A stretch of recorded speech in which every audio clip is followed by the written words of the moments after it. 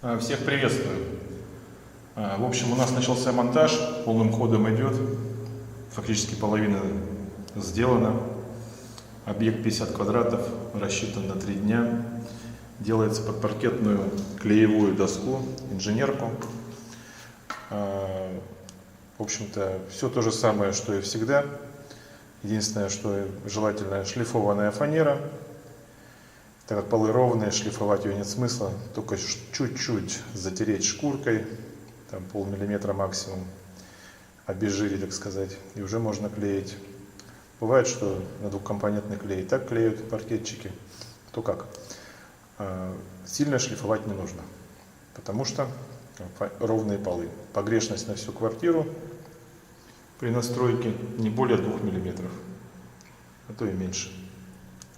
И термозазоры 5-7 мм, швы так называемые, по периметру 5-10 мм, шовчики.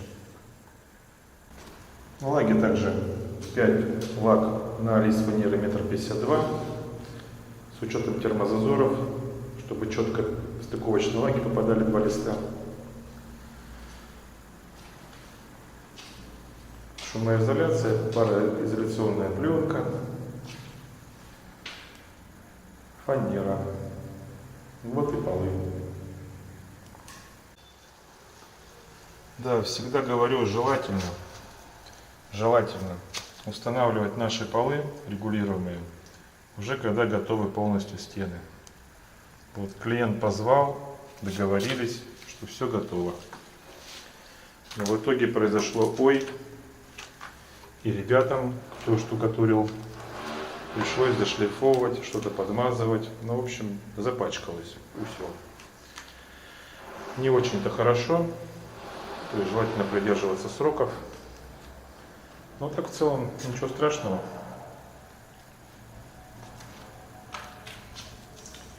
Дом монолитный, кирпичный, то есть монолитные плиты перекрытия. Иногда попадается арматура, ничего страшного. Конечно, в пустотках засверливаться удобнее. Наш анкер, еще раз повторяю, под плиты пустотки. Вот они, анкера. Использую 200-й анкер.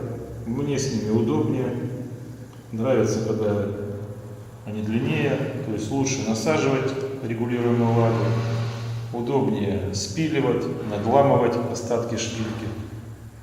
Вот с этой целью.